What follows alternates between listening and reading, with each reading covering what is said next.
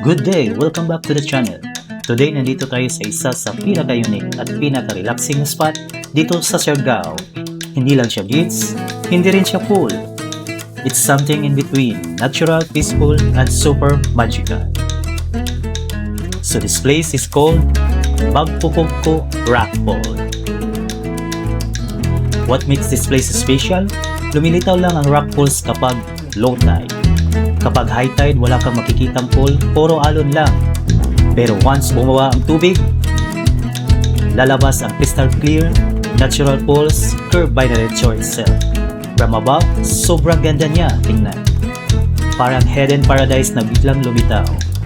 Makikita mo rin yung contrast ng deep blue sea ocean at yung calm emerald pools sa gitna ng mga bato. Perfect spot para sa mag-relax, mag-picture at mag-enjoy lang sa moment. Hindi mo na kailangan lumangoy sa malalakas na alon dito.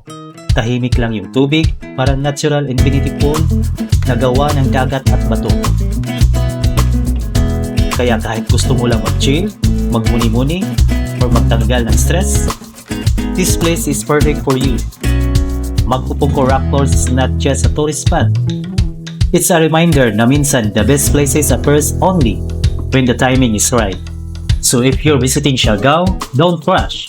Wait for the right moment and let the nature surprise you.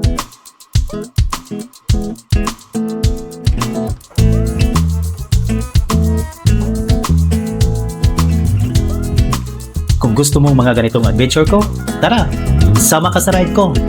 Ride with Zen Moto.